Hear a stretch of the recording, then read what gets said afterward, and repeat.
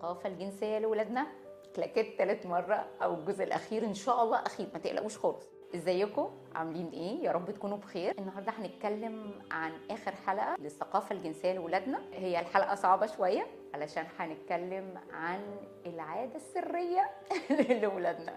ايه الكلام اللي انت بتقوليه ده؟ لا لا لا لا لا، وقفي وقفي. هو مش العاده السريه بالمفهوم اللي احنا عارفينه، يعني هي ما فيهاش اي احاسيس جنسيه خالص، وهي ممكن بقى المفاجاه انها ممكن تبتدي من سنه ونص وبتزيد بعد سن سنتين اللي نبتدي نلاحظها اكتر، واقصى حاجه بقى بنلاقيها متكرره من سن 3 ل 5. هو اللي انت بتقوليه هي يعني ايه اصلا اللي انت بتقوليه؟ هشرح بس المعنى بتاع الكلمه اللي انا قلتها. العاده السريه هي مش حاجه عيب خالص والله، هي مجرد ان الموفمنتس اللي هي الحركه بتاع الولد او البنت زي الحركه العاديه بتاعت العاده السريه، بس هي مش كده، هي مش حاجه جنسيه خالص. هي بيبقى ليها سببين. السبب الاولاني بيبقى فيه قلق او اضطراب نفسي للولد، مش اضطراب نفسي مجنون، لا، مضغوط نفسيا، متضايق، قلقان، حاسس ان هو مخنوق. او الحاجه الثانيه بيبقى حاسس بالملل، فدي حاجه بتريحه، لكن ملهاش اي حاجه ثانيه خالص. لو احنا لقينا الكلام ده حاصل مع اولادنا، ايه الحاجات اللي احنا نعملها والحاجات اللي ما ينفعش خالص تعمليها؟ اول حاجه، ما ينفعش خالص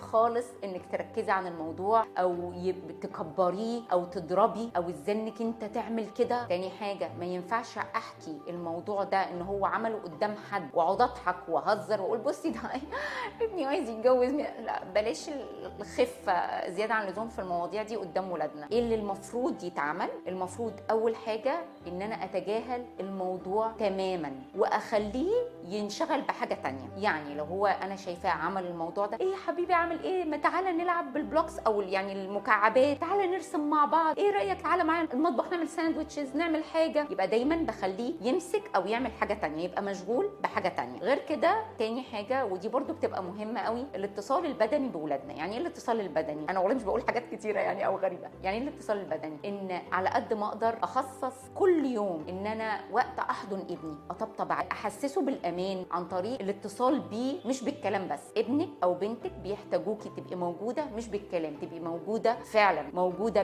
بالطبطبه، موجوده بالحضن، موجوده، مش موجوده في نفس الاوضه وماسكه الموبايل ومشغوله عنه. طيب ايه تاني؟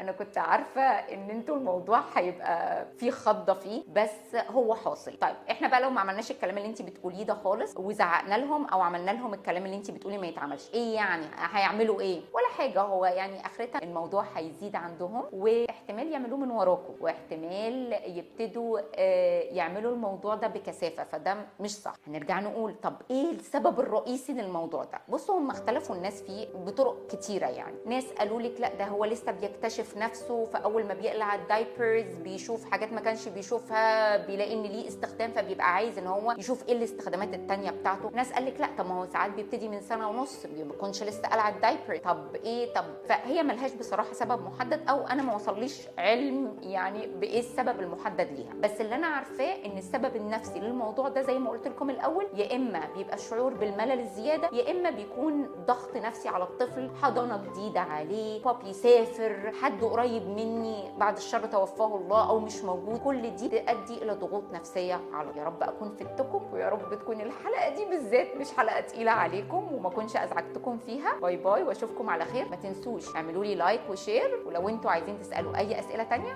قولوا لي. باي باي.